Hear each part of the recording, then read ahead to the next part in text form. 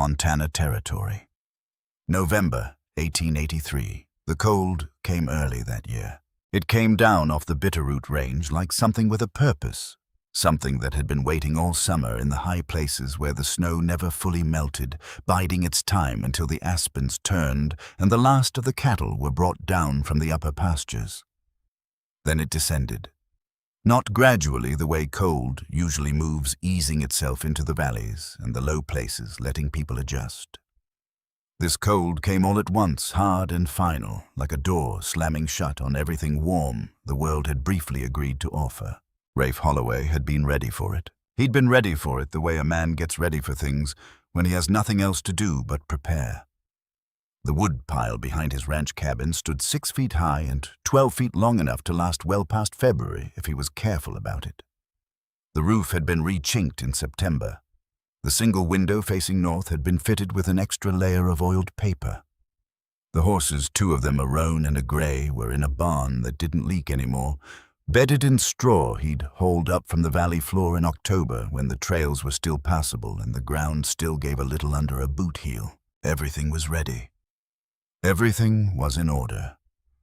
And every morning, Rafe Holloway woke up before dawn, lay on his back in the dark, and counted to 3 before he got up. Not because he needed to, because it was the only ritual he had left that didn't carry weight. He'd been doing it for 3 years, 1,094 mornings, give or take. He didn't count the days on a calendar. He'd stopped keeping one after the first winter. But he knew the number the way a man knows the number of steps from his front door to his barn or the number of swings it takes to split a particular piece of pine. Not from effort, just from repetition, the way water knows the shape of the channel it's worn. The ranch sat on a shelf of land, halfway up the northern slope of a ridge with no name on any map he'd ever seen.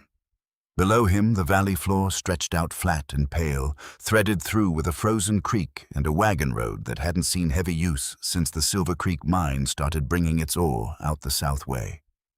Above him, the ridge climbed another 1,000 feet into rock and wind and the kind of silence that had weight to it, presence, the way silence only does when it's been undisturbed long enough to settle in like weather.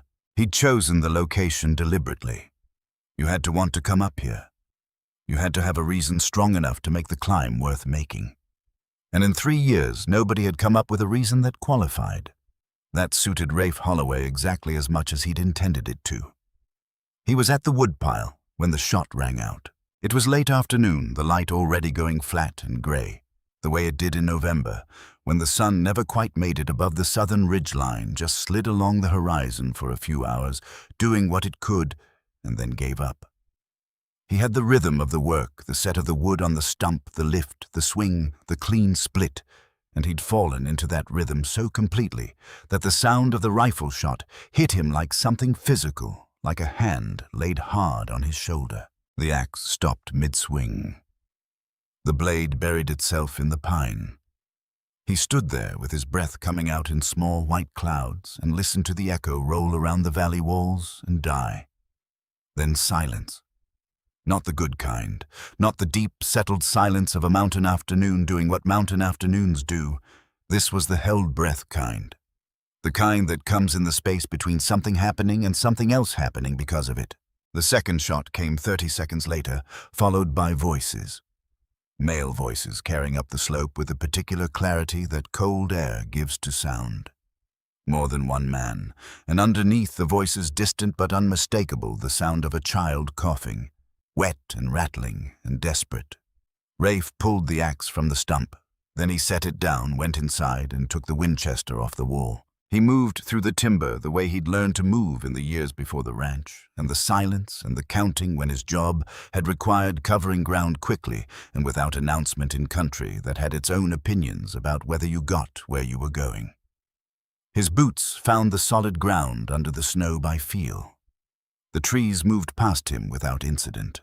The Dunmore cabin came into view through the pines at the base of the slope. He'd seen it from his ridge a handful of times over 3 years, mostly in winter, when the chimney smoke was visible against the white. A small place. 1 main room, possibly 2 if the back wall was doing what he thought it was doing. The kind of structure that a man builds when he intends to build something better later and then finds that later keeps not arriving. The roof had a sag on the eastern side that was visible even from a distance. Up close, it looked worse than visible. He circled wide, using the tree line for cover, moving until he had a sight line on the cabin's single window. Through the gap where the chinking had failed between two of the lower logs, he could hear them clearly. "The debt doesn't disappear because he does Mrs. Dunmore." A young man's voice. Educated. The flat, unhurried tone of someone who had never needed to raise his voice because the people around him had always understood that what he said was the end of the discussion. "Your husband signed the contract. The obligation transfers. My husband is dead." The woman's voice was quieter, but there was something in it that reminded Rafe of wire, the kind that looked too thin to matter until you found out what it was made of. "He's been dead 4 months, which is precisely why we've been patient." Patient. The sound she made might have started as a laugh. "You call this patient?" Rafe reached the north wall and pressed himself against the logs. Through a gap near the window frame, he got his first clear look at the interior. The woman stood in the center of the room like she'd planted herself there. 34 years old, perhaps. 35. Brown hair pulled back with a severity that suggested she'd stopped thinking about hair some time ago and hadn't found a reason to start again. A dress that had been mended in too many places to count each repair, a small record of something that had broken and been fixed without complaint. She stood the way people stand when they have run out of room to step backward, not with bravery exactly, but with the specific stillness that arrives when a person has decided that falling apart is not something they have time for right now. Behind her, pressed against the far wall, 2 children. The boy was small for 8, thin in the way that came from months of not enough, rather than anything constitutional. Even from outside, through the gap in the logs, Rafe could hear his breathing, a wet, labored effort. Each inhale a negotiation with something that didn't want to let the air in. The girl beside him was 12, maybe just turned, with her brother's hand held in both of hers and her knuckles white from the holding. 4 men crowded the rest of the space.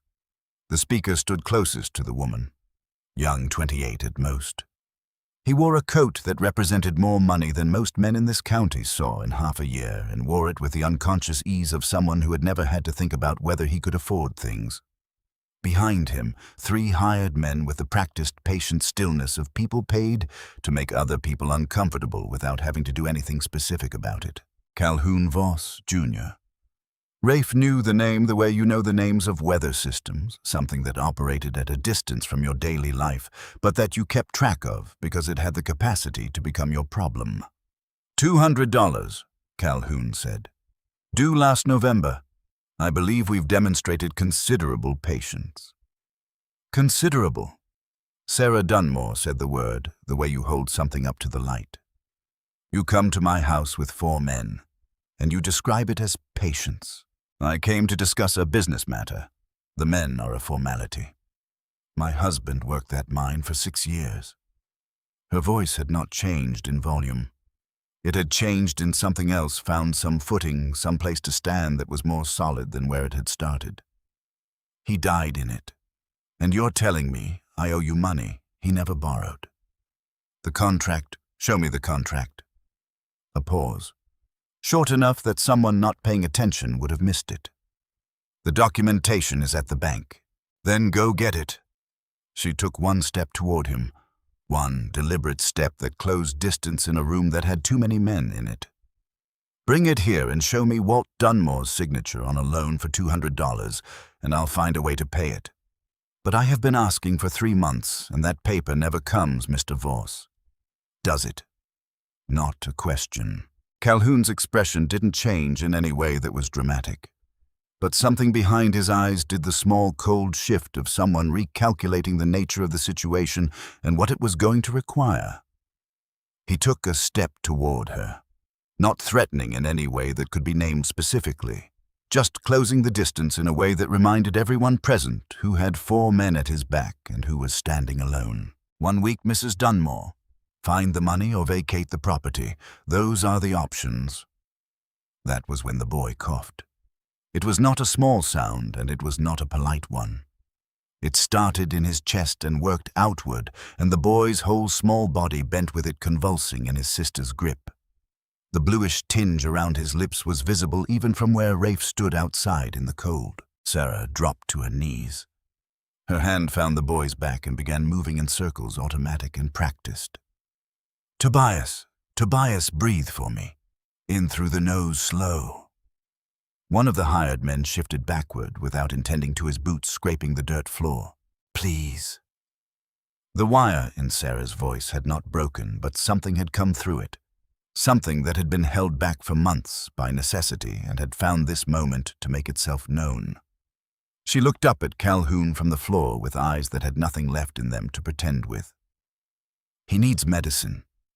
Dr. Whitfield says there's a treatment that comes from Denver, but it costs money I don't have. If you take this land, we have nowhere to go. He won't make it through another winter without... Calhoun moved toward the door. Not with visible cruelty. With the efficient, clean movement of a man ending a meeting that had exceeded its scheduled duration. 1 week. She grabbed his boot, both hands, from the floor, looking up. Please.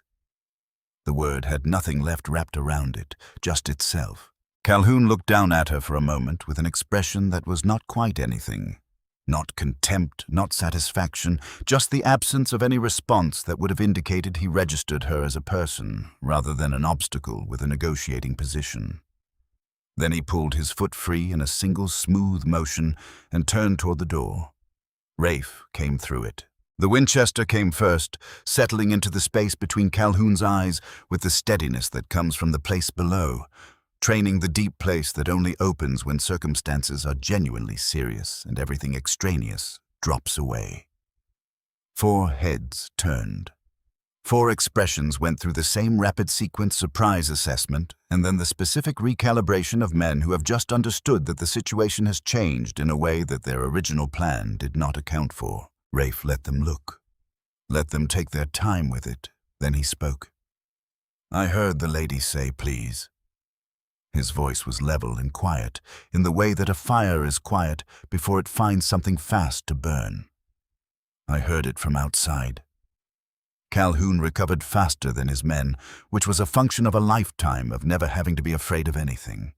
That kind of life made a man quick to reassert himself because the alternative was a category of experience he had no framework for. This is a private business matter. Steady voice. You need to move along. Can't do that. Do you have any idea who my father is? Don't much care who he is. Rafe took 1 step forward. 1 step in a room with 4 men was enough to change every calculation in it. But I know who you are, Calhoun, and I know what kind of business your father's bank conducts in this county. Something shifted in Calhoun's expression. Not fear, not yet. But the first awareness that the tools he usually relied on, the name, the money, the 4 men behind him, were not the right tools for this particular situation. You're Holloway. He said it with the careful attention of someone identifying something they've been told about. Rafe Holloway. You used to wear a badge. Used to. You don't anymore. Don't need one for this. Rafe's eyes moved across the 3 hired men, the swift economical assessment of someone cataloging positions and intentions simultaneously. He addressed the one on the left without looking directly at him. Your hand is very close to something that would make this morning significantly worse for everyone present, including yourself. I'd move it. The hand moved. Calhoun's jaw had tightened. The flush in his cheeks was the specific color of anger filtered through the awareness that anger was not currently the most useful emotion available to him. You're making a serious mistake. My father is Judge Aldous Voss. He controls every court in this territory. Good for him. The barrel didn't shift. Right now, I'm the one with the rifle, and you're the one who just kicked a woman in front of her sick child. So I'm going to ask one more time politely, and then I'm going to be done being polite. Leave. The silence that followed had texture and weight. The boys labored breathing, the stove popping as wood settled into ash. Wren's hands white around her brother's. Then Calhoun smiled. A thin expression, precise and cold, that carried no warmth but a great deal of information about what came next. 1 week, Mrs. Dunmore. He didn't look at Rafe when he said it. He was already looking past him at some future arrangement he was calculating. "When I return, I'll have the sheriff and the proper documentation.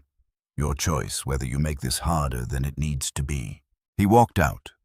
His men followed in single file. Rafe stayed in the doorway with the rifle up, watching them mount their horses and ride down the slope. He held his position until the sound of hooves dissolved into the gray afternoon, and there was nothing left but wind in the pines and the boy's careful breathing. Then he turned around. Sarah Dunmore had gotten herself up off the floor. Both children were against her sides. Her dress had dirt on the knees, and her hair had come half down, and she was looking at him with an expression that hadn't decided yet what it was. Not quite gratitude, not quite suspicion, something in between that belonged to the space before a person has sorted out what category an unexpected thing belongs in. "Thank you," she said. Rafe looked around the cabin, not quickly. He took the time to actually look at what was there. One room, perhaps 12 feet by 14. Dirt floor packed to something close to stone from years of use. A cast-iron stove that appeared to be held together by rust and accumulated stubbornness in roughly equal measure. One window with oiled paper instead of glass. In the corner, 2 pallets straw, so thin he could see the shape of the boards beneath. His eyes found the table. 3 tin plates. Rabbit bones boiled past the point where they had anything left to give. Something that had begun its life as a root vegetable. Half a loaf of bread so stiff it could have served a structural purpose. They were living on the edge of nothing. "How long has it been like this?" he asked. "I beg your pardon, since your husband died." 4 months, you said. Not asking to be kind, asking because he needed to understand the dimensions of what he was looking at. "How long since you've had a full week's worth of food in this house?" She lifted her chin. He watched pride and shame cross her face in quick succession and watched pride win by a narrow margin. "We've been managing." Tobias coughed again. That same wet, hollowed-out sound that spoke of lungs working against something that didn't intend to cooperate. Rafe looked at the boy, at the gray-blue edge around his lips, at the quality of that breathing, not just the sound of illness, but the sound of something that the cold was making dangerous in a way that had a timeline attached to it.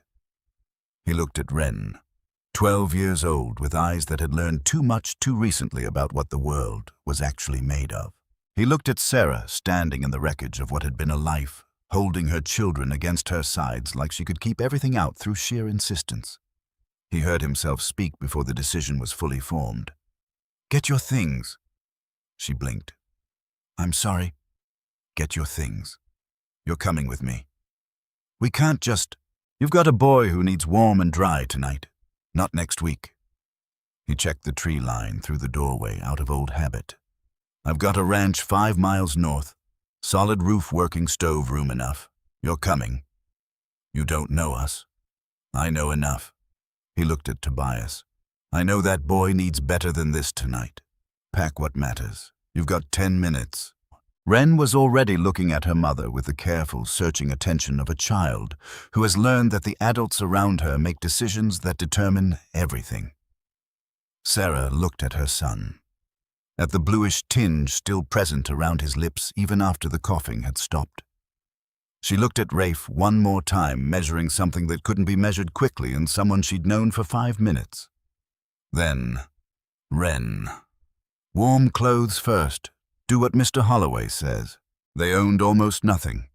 Some clothes with more patch than original fabric, a few tin dishes, a small Bible with a cracked spine, a photograph in a frame with a crack across one corner, a man squinting into bright light with one hand raised against it, the particular expression of someone who thought there would be other opportunities for photographs and hadn't yet understood there wouldn't be.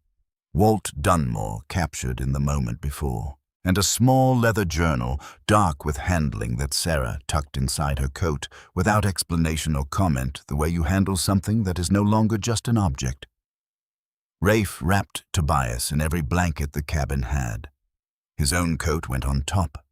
The child was burning with fever despite the cold had been building it for hours, and the combination of wet air and failing shelter was doing what wet air and failing shelter do to lungs that were already fighting. He checked the western sky through the doorway. The light was dropping with the urgency that late November afternoons had in Montana, not fading so much as collapsing.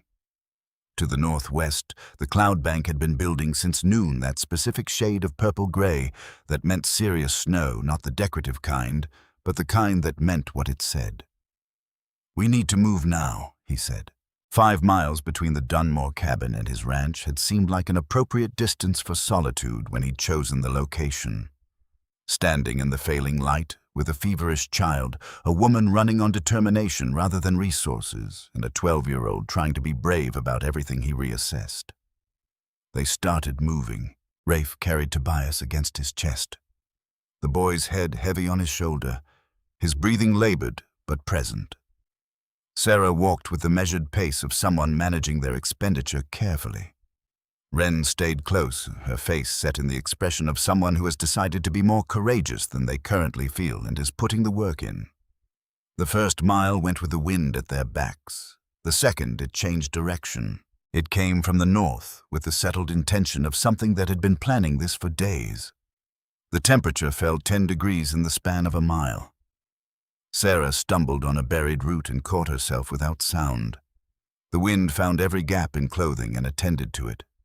"How much farther?" Sarah called. 3 miles. She didn't respond. She kept walking. That told him more about her than anything she'd said inside the cabin. The snow started at the crest of the 3rd mile. Montana. November. Snow, when it means business, does not ease into things.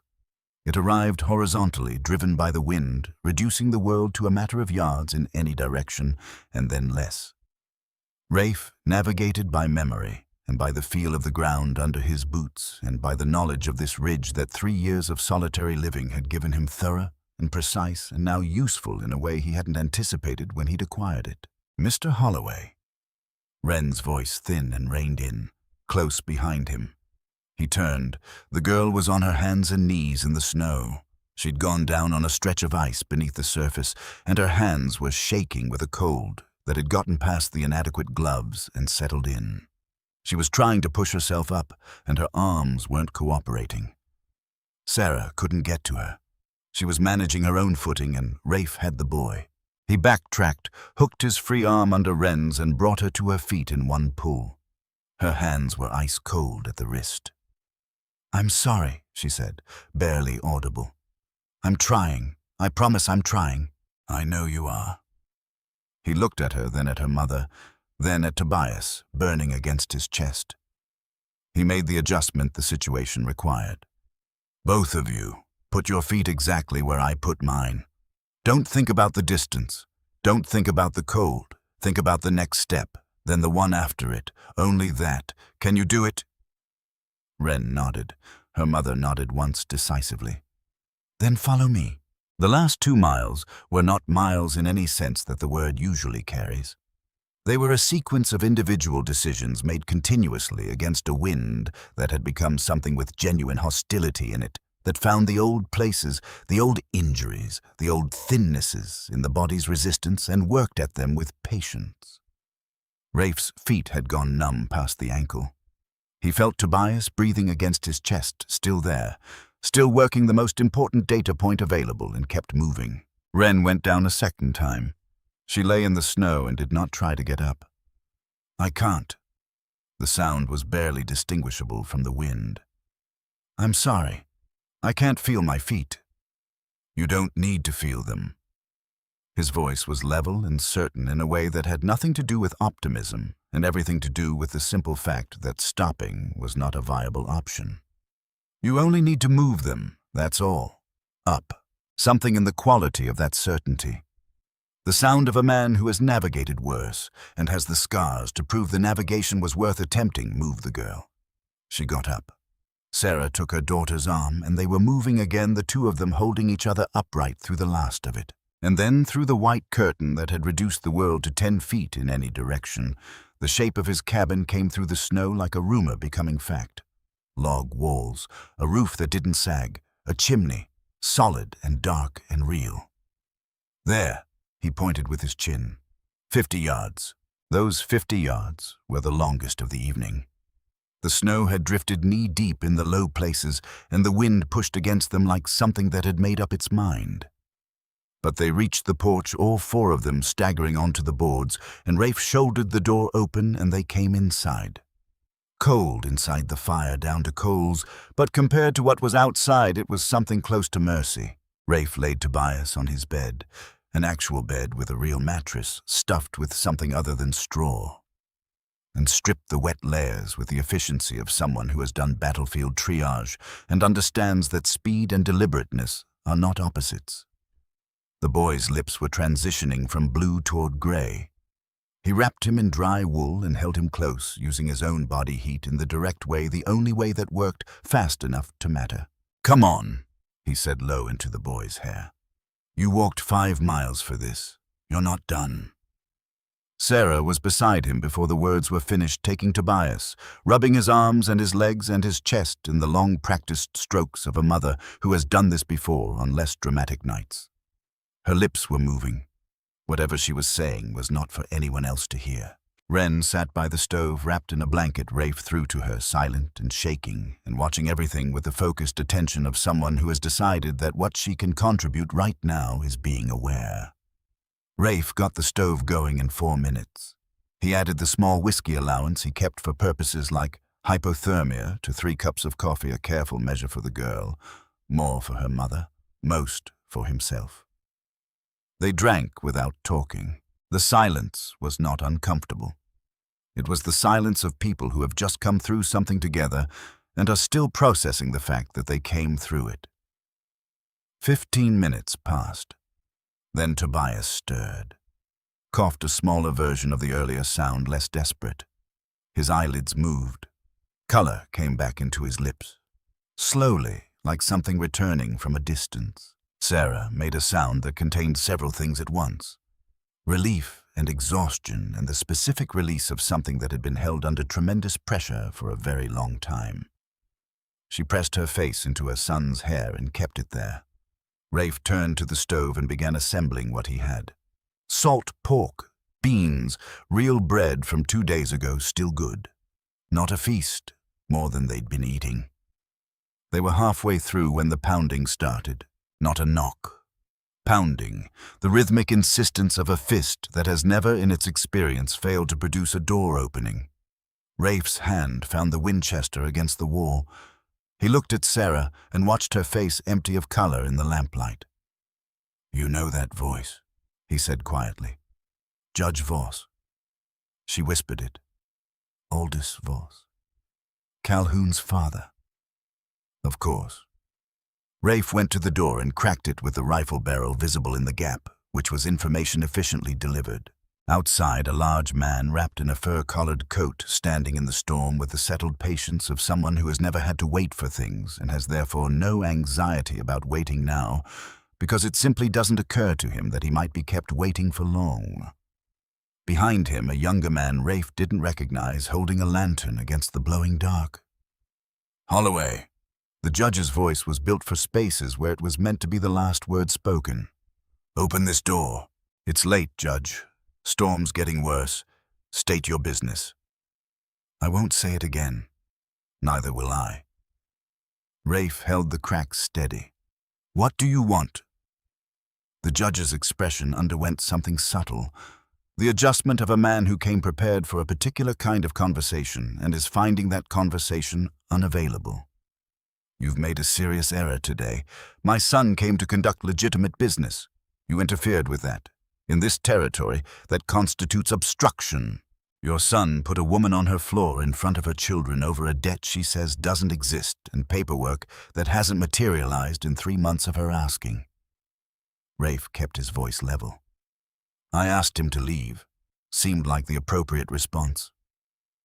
Voss looked at him steadily.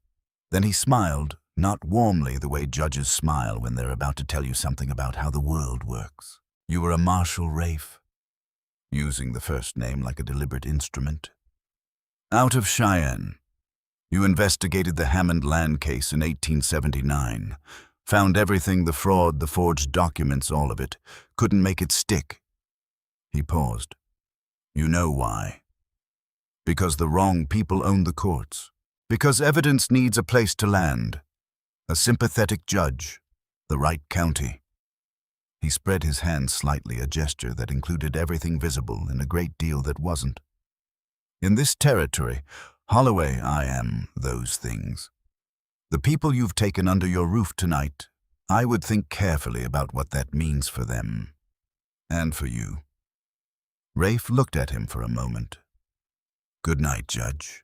He closed the door, dropped the iron bar, stood with his hand on it until he heard the horses move away, the sound of them going muffled by the accumulated snow.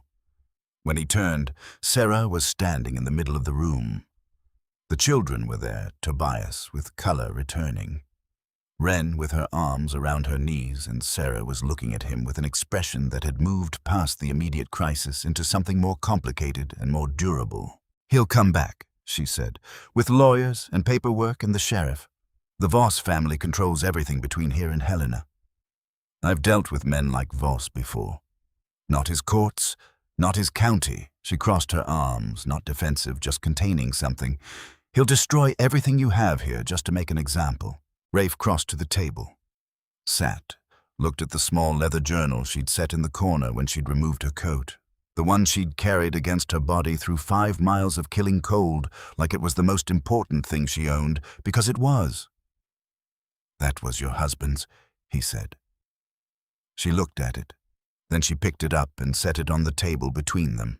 Walt kept records, the last 3 months before he died. Her hands were flat on the table on either side of the journal. He thought something was wrong with the way men kept coming around the mine, offering money for land along certain routes. Too low, too aggressive, too insistent. He started writing everything down. Names, dates, what was offered, who refused, what happened afterward to the ones who refused. Rafe opened the journal. Walt Dunmore had written with the precision of a man who understood that details were the difference between a story and a record. The entries ran for 3 months, careful, patient, systematic. Railroad agents making lowball offers on properties arranged along a line that, when you mapped the names, geographically described a corridor. Men who declined, finding their claims disputed or their equipment damaged. A surveyor who had raised questions about the proposed route and then departed the county under circumstances nobody was able to describe specifically. 2 miners who had died in accidents in the weeks following their refusal to sell. Then Rafe reached the final entry. It was written differently from the others. Faster, the letters less deliberate, the pressure on the page heavier, in a way that suggested urgency working against a man's natural care.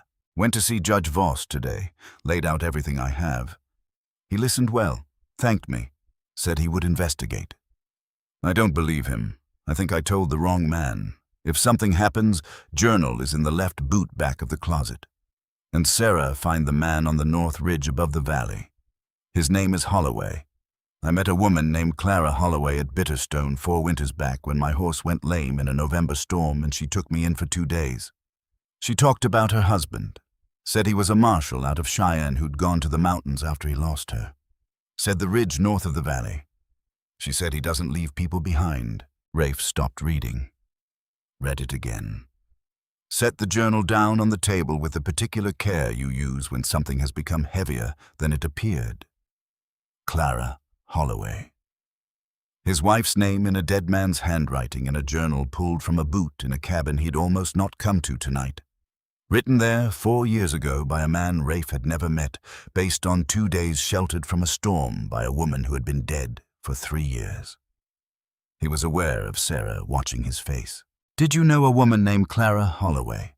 She asked carefully. The stove shifted and settled. Outside, the storm worked against the cabin walls and found them solid. That was my wife, Rafe said. The room was very quiet. Walt knew her.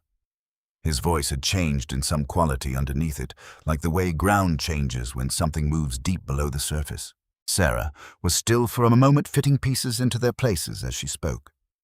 He worked a claim near Bitterstone for a season before we came north. 4 years ago, the winter of 1879. He mentioned a woman who'd helped him when his horse went lame. Said she was a rancher's wife, that she'd taken him in for 2 nights. and fed him and talked to him while the storm passed. He said she talked about her husband, about the ridge north of the valley. She paused. He wrote it down because Walt wrote everything down. He said if he was ever in trouble in this part of Montana, he'd remember it. Rafe looked at the fire. Clara had died in the spring of 1880. Typhoid.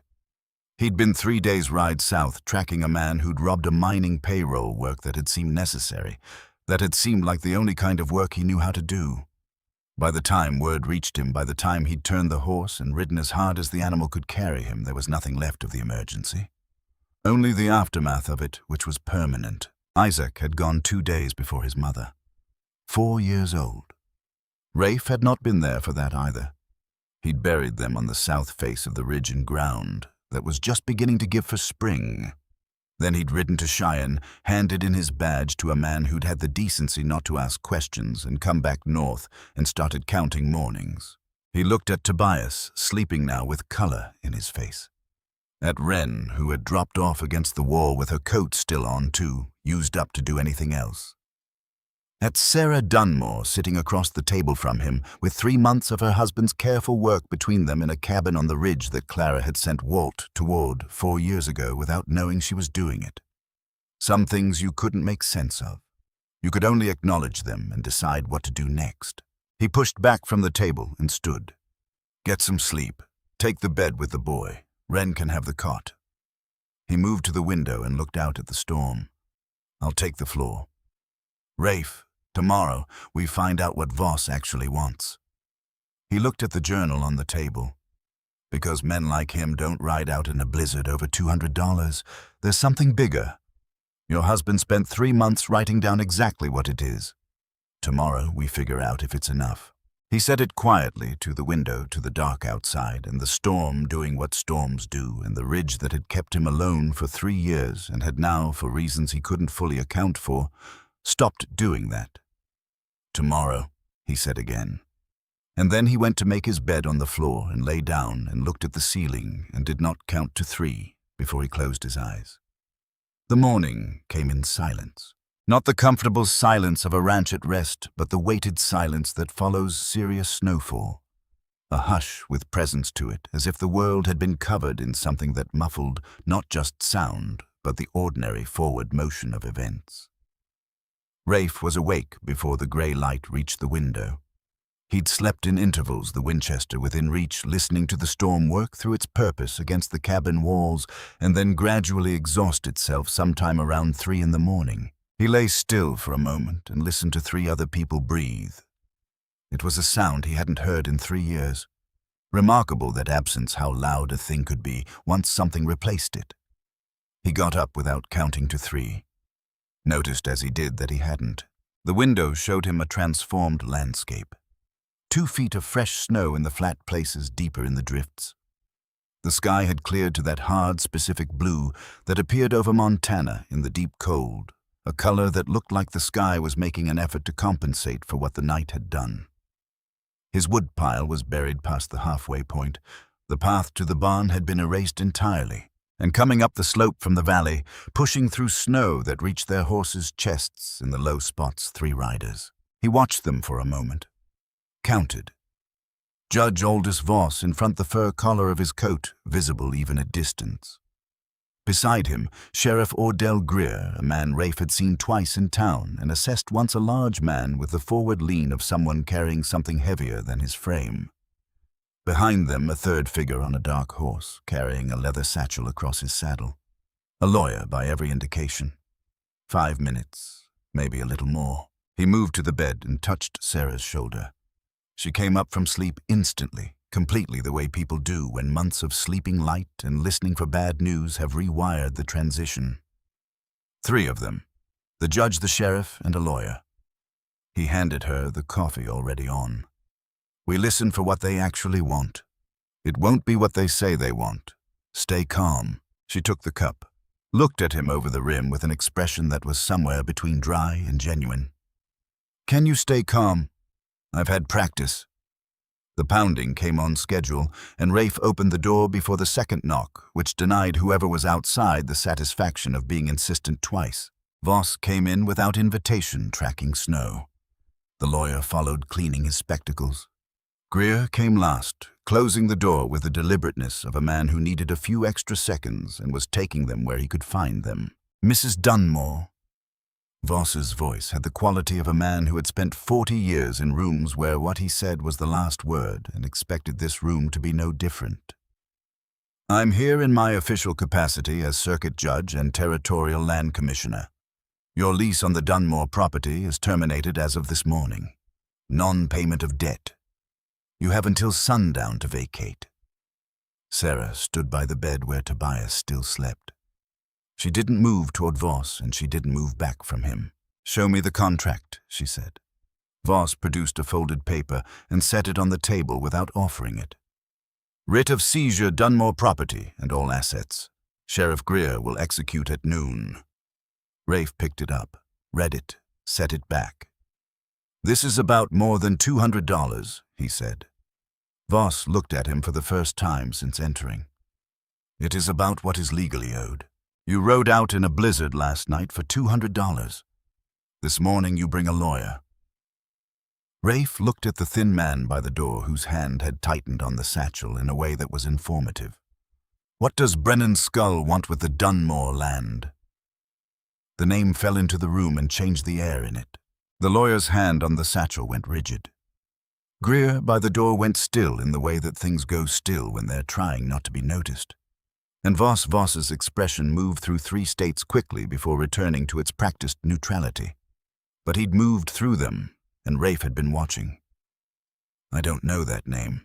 Northern Pacific Railroad. Skull's their acquisition man.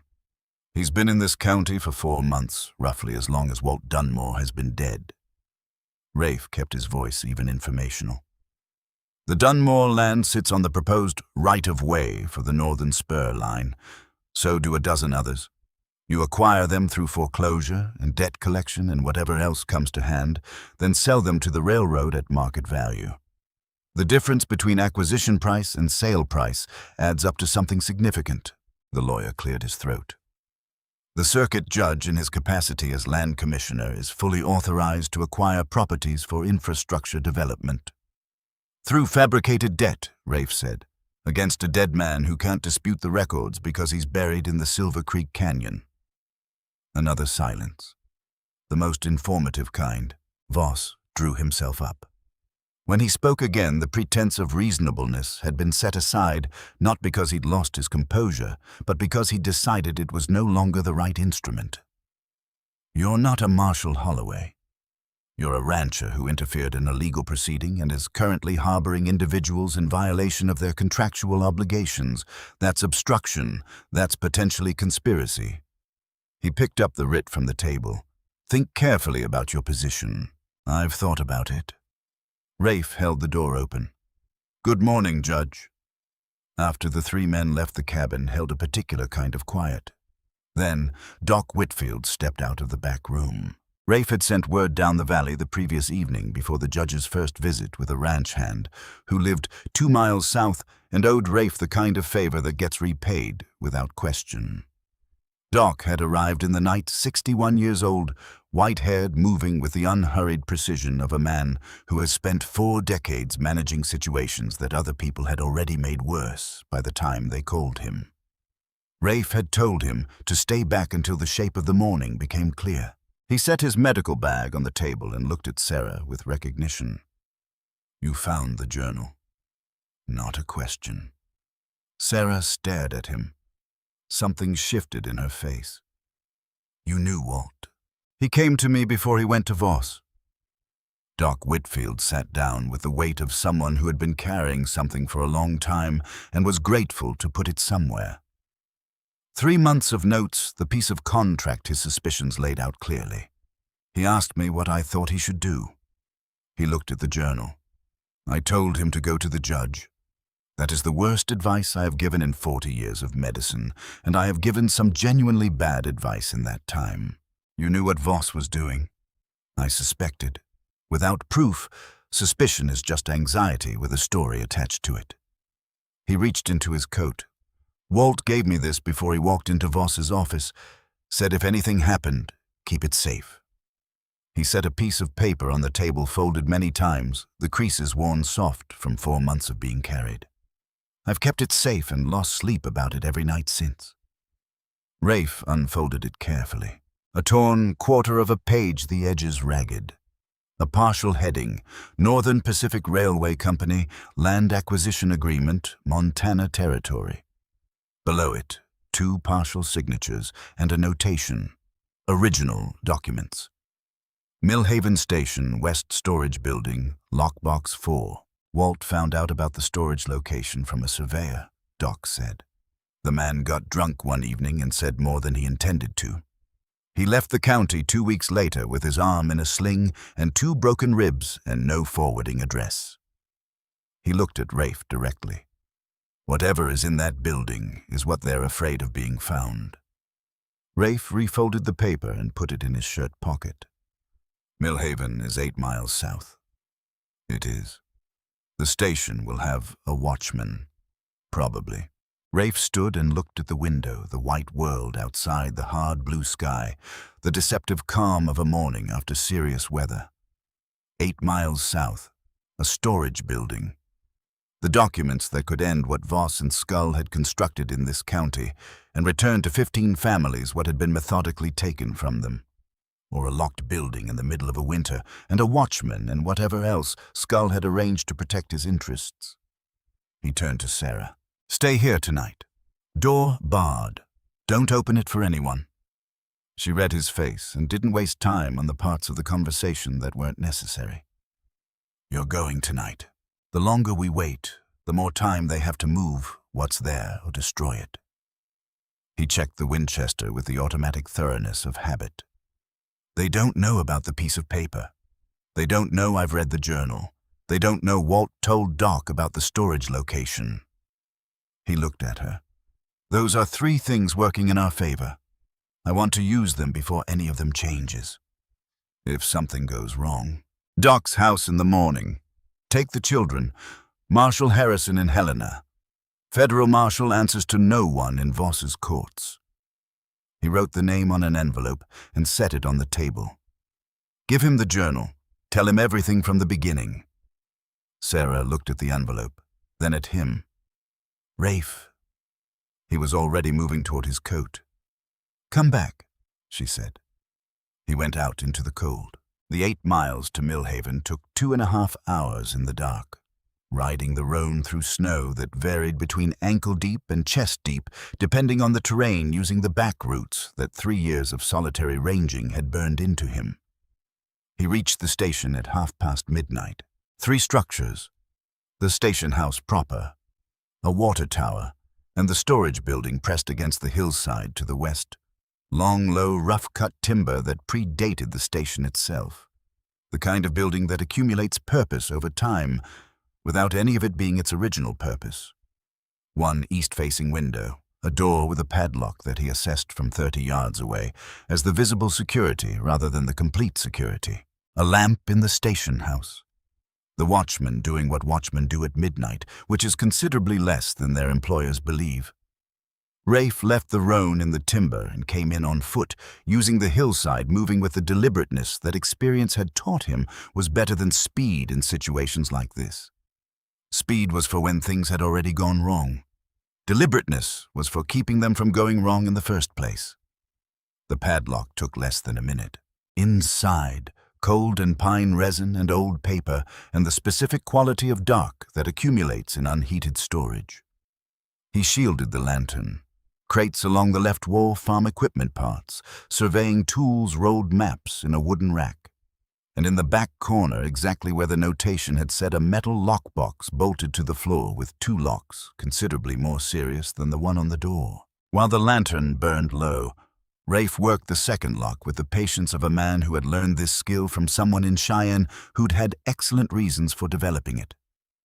4 minutes. 5. He was reaching into the box when he became aware of the space behind him.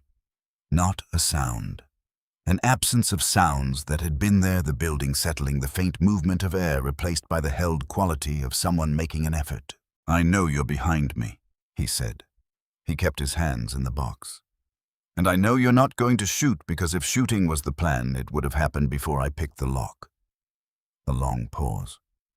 How'd you know I was there? Sheriff Ordell Greer's voice.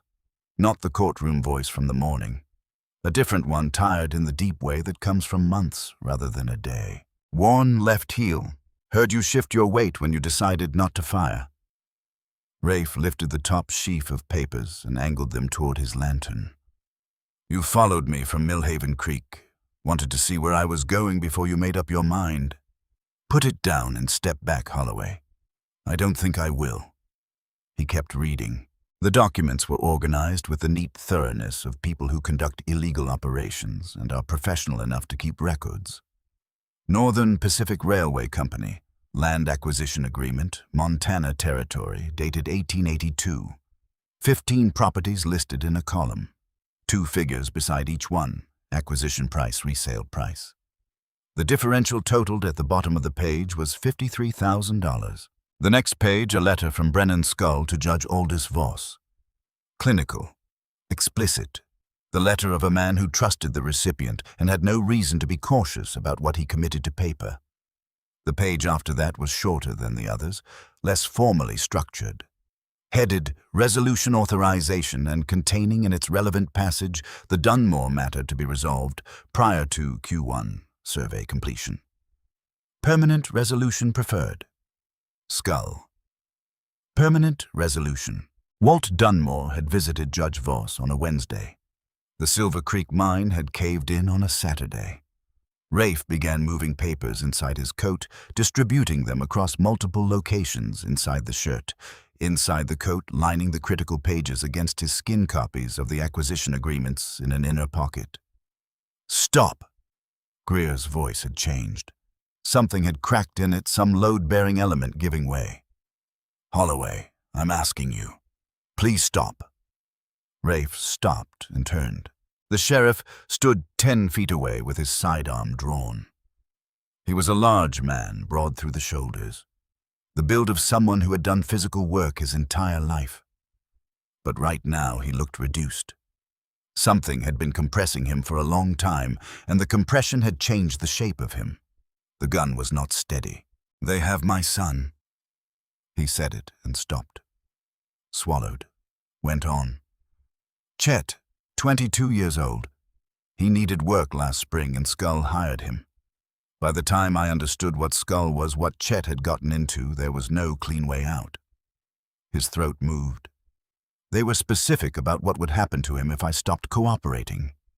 If investigations happened, if evidence came forward. Rafe looked at the gun, then at the man.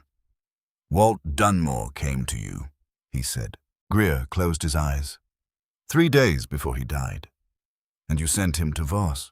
I told him it was outside my jurisdiction, that it needed to go to a higher authority. He opened his eyes. They held the specific suffering of someone who has replayed a decision many times and has never found a version where it comes out differently. I knew what Voss was. I knew what would happen when Walt walked into that office. And I sent him there because I was trying to protect my boy. His voice dropped. I have lived with what happened afterward every morning since. Rafe was still for a moment. Then he crossed to Greer and put his hand on the man's shoulder. Not gently. Not harshly, with the solid weight of someone meaning what they do. Your son needs to come in, he said. Not to any office Voss controls, to Federal Marshal Harrison in Fort Benton. Tonight, if you can reach him. He looked at Greer steadily. Whatever Chet did working for Skull, a man who walks in voluntarily and tells the truth is in a different position than a man who gets dragged in later. You know that. You've seen it enough times to know it. The gun had drifted down without Greer noticing. They'll kill him before he can get there, only if Skull stays free long enough to give the order. Rafe lifted the edge of his coat to indicate what was inside it. This ends Skull, but it needs to reach Harrison first. Help me do that, and I will do everything in my power for your boy. I will say he cooperated. I will say he came forward voluntarily. He held Greer's gaze. The only thing that doesn't help Chet is that gun going off in the next 30 seconds. Greer looked at him for a long time. Then he holstered the sidearm. He walked to the door and stood there with his back to Rafe, his hand on the frame looking at the dark outside. "Fort Benton," he said.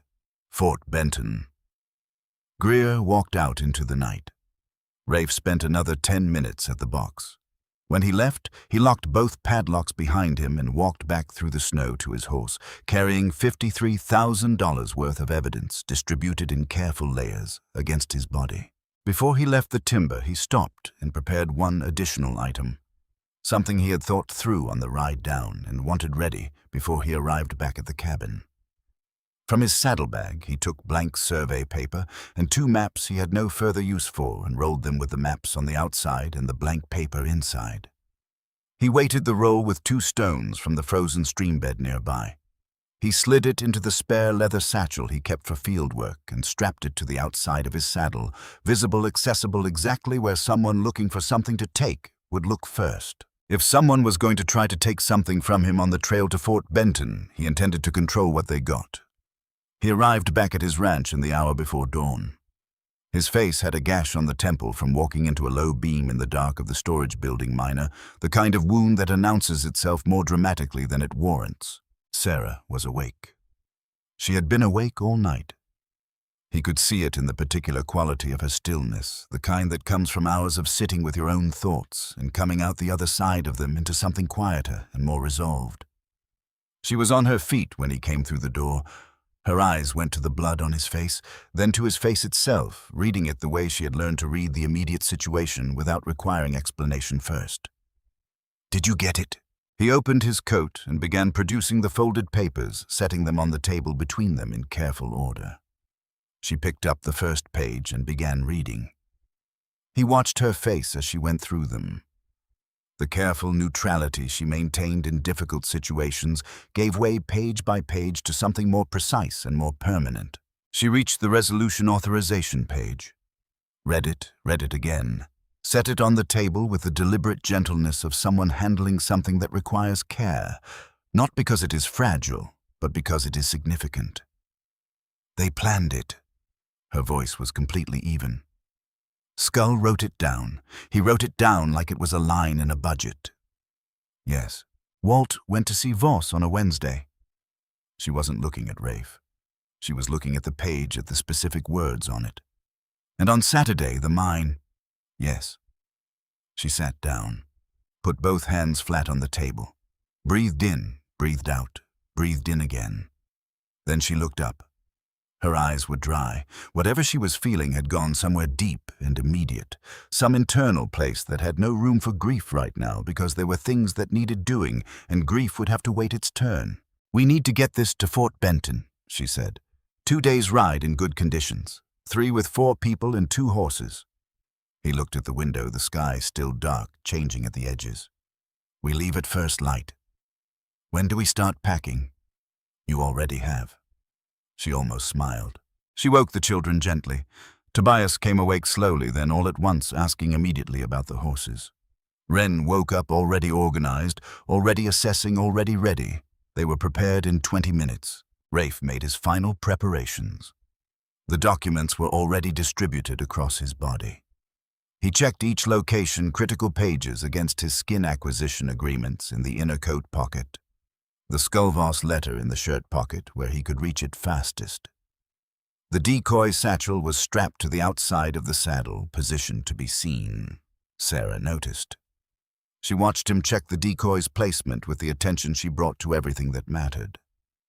"Smart," she said. They rode out as the darkness became a lighter shade of gray. The sun itself, not yet visible, but the idea of it present. 2 horses for 4 people, Rafe on the roan with Tobias in front of him, Sarah and Wren on the gray. The children were quiet with the seriousness of young people who understand that something important is happening and that their most useful contribution is not adding to the weight of it. The first day went better than circumstances warranted. Rafe kept them off the main road in back country he knew well enough to navigate by feel. The snow had crusted overnight, making the going firmer.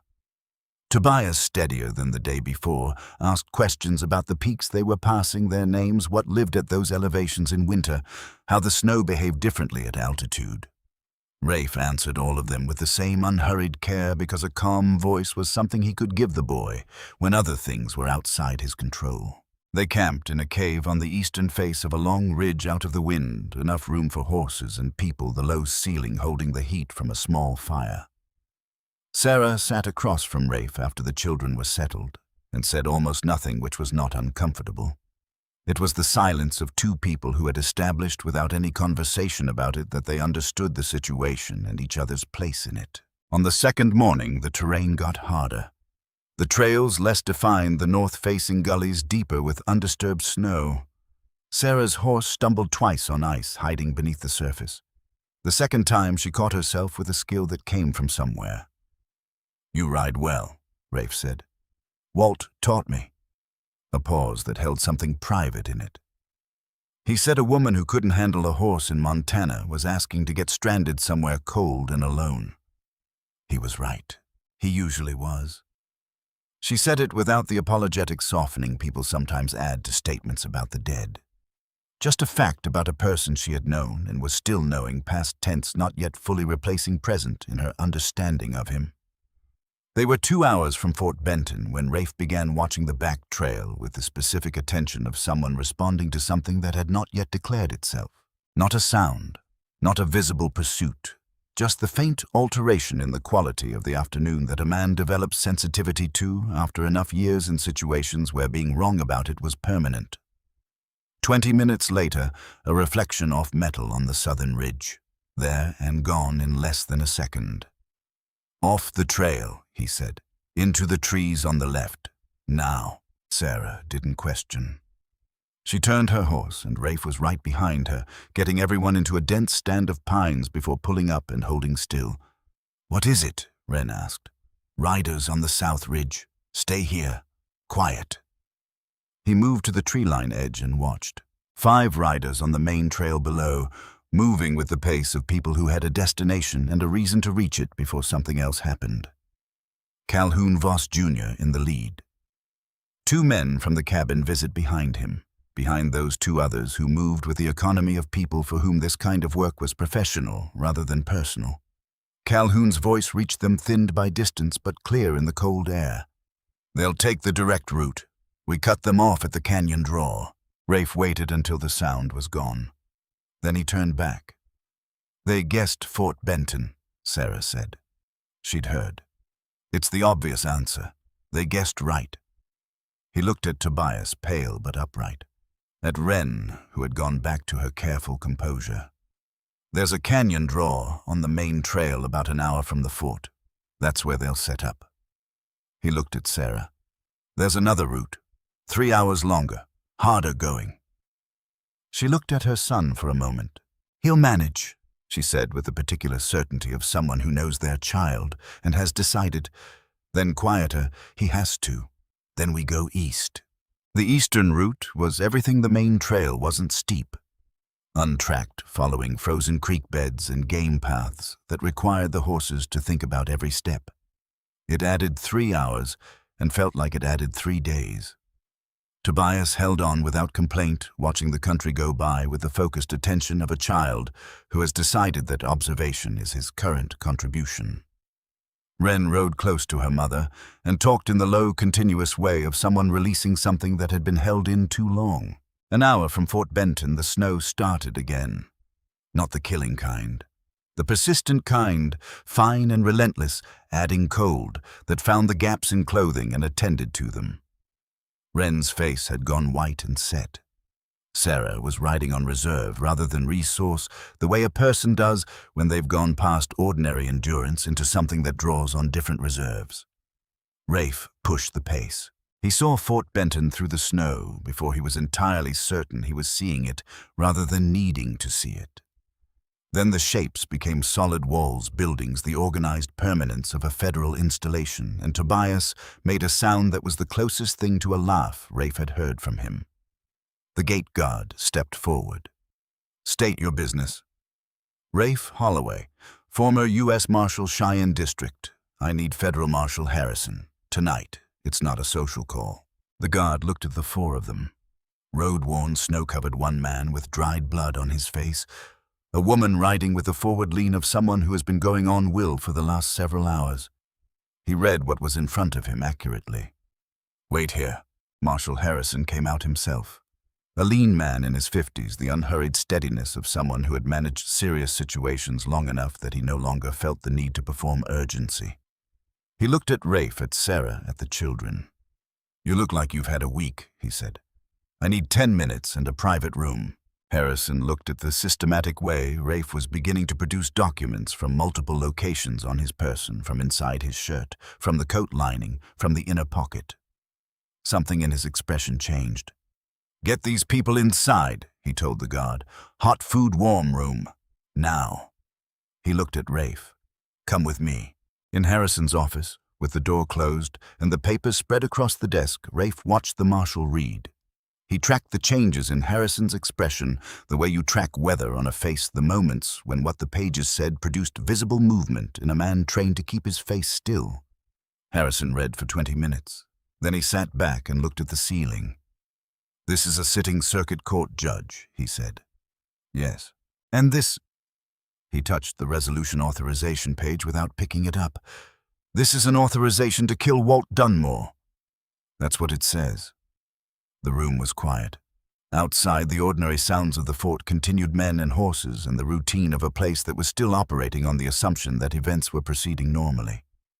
"I'm going to need testimony," Harrison said. "The widow, and yours. You'll have both. There are people who will say this evidence was improperly obtained." "I know. That's why you need Greer." Harrison looked up sharply. "The sheriff. He's coming in.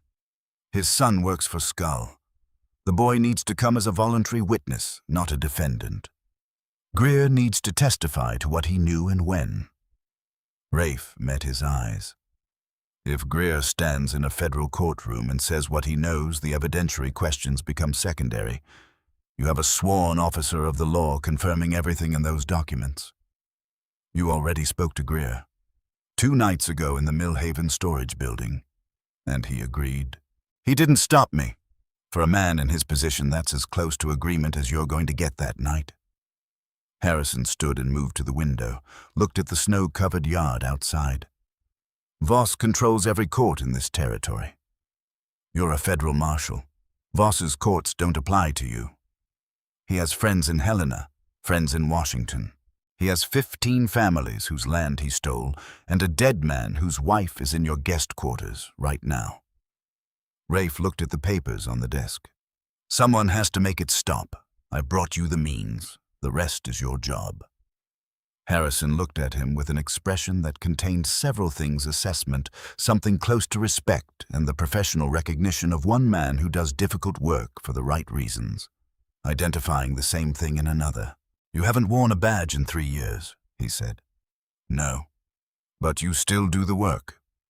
Rafe thought about Clara sending Walt toward a ridge north of a valley she'd never see again. About a boy with bad lungs who'd walked 5 miles through a blizzard without once asking to stop. About a woman sitting across a table with her husband's journal between them, dry-eyed and ready to fight. "Someone has to," he said. Harrison picked up the resolution authorization page, read it one final time, set it down. "All right, Holloway?" He moved to his desk and picked up a pen. "Let's build the case." Fort Benton, December 1883. The attack came at dawn.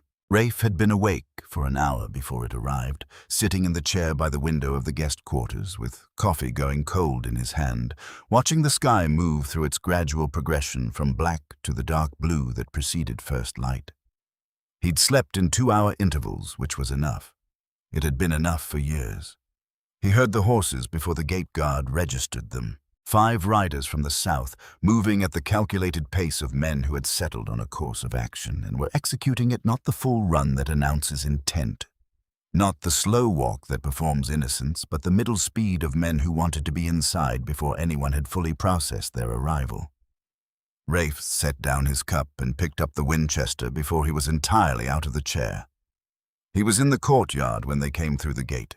Calhoun Voss, Junior in the lead, his expensive coat replaced with range clothes that fit him like something borrowed from an idea of who he needed to be. Behind him, the two professionals from the trailmen who moved with the economy of people for whom violence was a professional category rather than an emotional one. And two others behind those unknown to Rafe but reading the same way. Rafe stepped into the open ground between the gate and the main building. "Calhoun," his voice carried without effort in the cold morning air. "This is a federal installation. Your weapons stay at the gate." Calhoun pulled up. He looked at Rafe in the early light with an expression that had moved past calculation into something raw and less managed. 3 days of hard riding in winter conditions had stripped away the educated surface and left what was underneath it. The documents, Holloway. Where are they? In Federal Marshal Harrison's hands, since last night. Rafe kept the Winchester at a diagonal not aimed available. "It's over. Your father is being taken into custody this morning. Skull 2. Whatever you came here to recover no longer exists as a recoverable thing." Something moved through Calhoun's face, a sequence of states too rapid to fully catalogue. Disbelief, then the specific vertigo of a man whose entire map of how the world works has just been declared inaccurate. "My father is a circuit court judge. Your father is a federal prisoner." Marshal Harrison stepped from the main building with 3 deputies arranged behind him with the alert readiness of men who had been briefed and were prepared. "As of 30 minutes ago, Brennan's skull was taken at the hotel an hour before that." He looked at Calhoun with the calm of a man holding all the cards and feeling no need to perform the fact. "Calhoun Voss, Jr., I have a warrant for your arrest. Conspiracy, fraud, and accessory to murder in the death of Walter Dunmore." The courtyard held its breath for a moment. One of the professionals behind Calhoun made a decision. His hand dropped and came back up with iron, and then everything that had been still was no longer still. The gunfight lasted less than 3 minutes. In that compressed interval, Rafe moved with the practiced efficiency of a man who had spent years in situations where panic was the thing that killed you rather than the bullets. He covered the ground to the water trough, used it for cover, returned fire with the deliberate economy of someone who had learned to make each shot a decision rather than a reflex. Harrison's deputies were professionals. 2 of Calhoun's hired men went down in the first exchange. A third took a round in the shoulder and dropped his weapon. The fourth made the calculation that survival was worth more than the job, and raised his hands before anyone asked. When the smoke began clearing, Rafe was already moving, scanning the perimeter, running his count. 4 accounted for, 1 not. "North wall," a deputy called. "He went over on foot." Harrison appeared beside Rafe, looking at the wall. "He'll run, but he won't get far in this cold without supplies and a horse." "He'll find somewhere to stop and think," Rafe said. "A man who's stopped thinking is more dangerous than a man who's running." He looked at the wall. "Don't let him think too long. I need you here for the trial." Rafe looked at the wall for another moment, then he turned back. "Then let's make the trial worth being here for." The federal courthouse at Fort Benton was a single large room in the territorial building, supplemented with church benches carried in from 2 streets away. Not an impressive space. The ceiling was low, the heating inconsistent, the smell of wet wool and kerosene persistent. But federal Judge Clement Pemberton arrived from Philadelphia with the authority of a man who answered to no one in Montana territory, appeared entirely unconcerned with the room's aesthetics. He was 60 years old, sharp-eyed, and possessed of the calm impatience of someone whose time was genuinely valuable, and who had learned to communicate this without raising his voice. Judge Aldous Voss and Brennan Skull sat at the defense table with 3 Eastern lawyers between them, men whose suits announced their provenance and whose expressions conveyed the professional confidence of people who had made difficult things disappear before and saw no reason to expect this occasion to be different. Voss had recovered something of his courtroom, bearing the posture, the expression, the way he occupied space as though he'd been placed there by someone with appropriate authority. Only his eyes betrayed him. They moved too much. Skull was still, the stillness of a man who has assessed his options and found them limited and is now simply waiting for the situation to present whatever opportunity it's going to present. The prosecution laid its case over 2 days. The documents from the Millhaven storage building, The acquisition contracts with their $53,000 differential. The letter from Skull to Voss explicit and damning. The resolution authorization page with its clinical language about Walt Dunmore.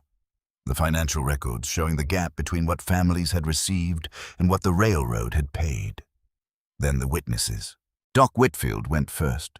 He testified about the miner who had come to him 6 months ago, too frightened to give his name, with broken ribs and a dislocated shoulder, describing being beaten by 2 men after refusing to sell his claim. He testified about Walt Dunmore, about the torn contract page, about the advice he had given that he had spent 4 months regretting. He testified with the steady, unembellished directness of a man saying things that are simply true and need no decoration. The defense lawyer, a man named Carver, whose voice had been trained for courtrooms and who used it with professional precision, tried 3 different approaches to undermine Doc's testimony and found none of them productive.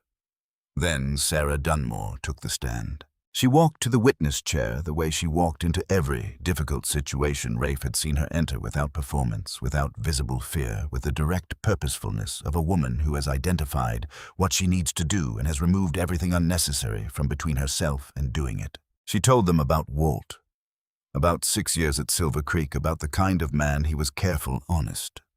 The kind of man who wrote things down because he believed that facts were the only reliable protection against people who preferred facts not to exist.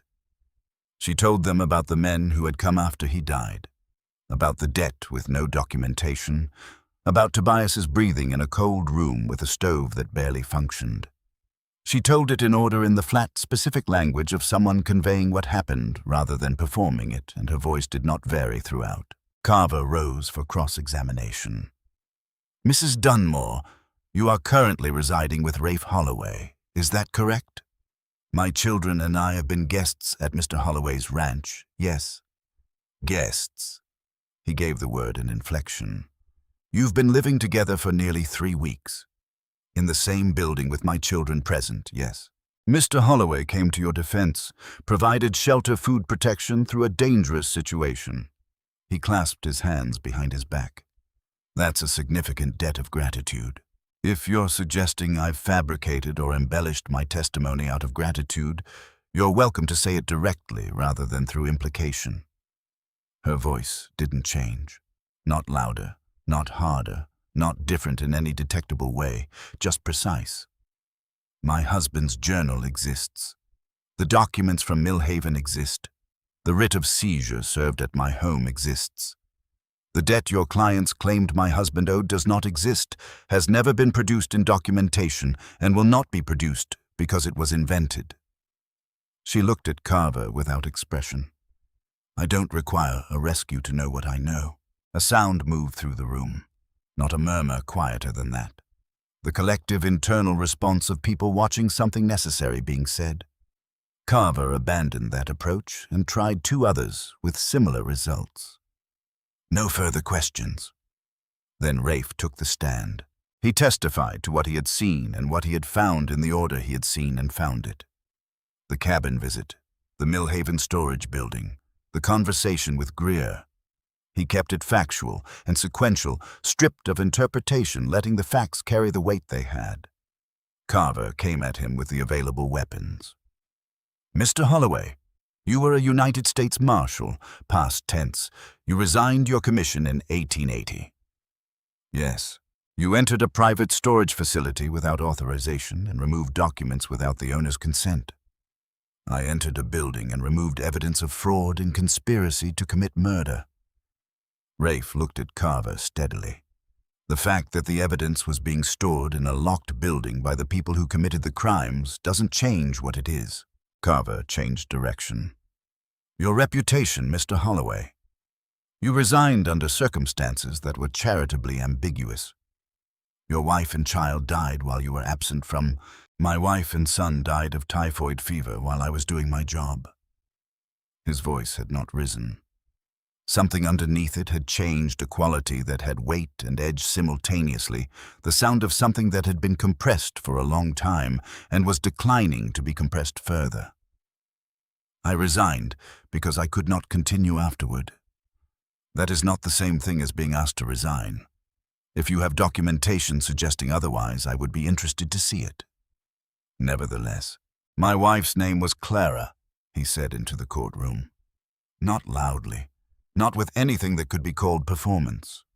Just clearly with the specific directness of a man saying something that deserved to be said in full rather than referenced around. My son's name was Isaac. He was 4 years old. He looked at Carver. If you intend to use them as an argument against documents that prove fraud and murder, I'd suggest you consider whether this jury is going to find that a convincing use of their time. Carver looked at the jury. The jury looked at Rafe. Carver sat down. On the third day, Wren took the stand. She walked to the witness chair with the deliberate composure of a 12-year-old who had decided in advance that she was going to do this correctly and had prepared accordingly. She sat with her hands folded and looked at the prosecutor with the attentive readiness of someone who's been listening to everything happening around her for months and has organized it carefully. She described what she had seen the day Calhoun Voss Jr. came to their cabin. She described it with the unembellished clarity of a child who doesn't yet know how to dress a fact in anything other than what it was. The men, the guns, the demand her brothers, coughing her mother on the floor. Carver did not cross-examine. Some calculations were about law. Some were about what a jury would do to a lawyer who attacked a 12-year-old girl in open court. Carver was professional enough to know the difference. It was on the fourth morning, while Voss's attorneys were presenting their defense through a series of character witnesses from Helena, who testified to the judge's long service and impeccable standing, that the door at the back of the courtroom opened. Sheriff Ordell Greer walked in. He walked the length of the room with the particular quality of movement that belongs to a large man who is carrying something heavier than his own weight and has committed to carrying it the rest of the way regardless. He stopped in front of Judge Pemberton's bench. "Your Honor." His voice was level. The levelness was costing him something, but it held. "I need to address the court. I have information material to this proceeding." Pemberton looked at him over his spectacles. "Are you represented by counsel?" "No, sir." "Do you understand that anything you say in this proceeding, I understand?" Greer reached up and unpinned the badge from his shirt. He set it on the edge of the bench, not as a gesture, not dramatically, just as a fact being placed where it belonged. "I've been the sheriff of this county for 11 years. I need to correct testimony I provided to the prosecution prior to this trial." The defense attorneys were on their feet simultaneously. Pemberton silenced them with a look that contained a great deal of information delivered without words. "Sit down." He looked at Greer. "Proceed." Greer turned to face the room. He didn't look at Voss. He looked at the space above the heads of the people in the gallery, the place where you look when you're addressing something larger than the individuals in front of you.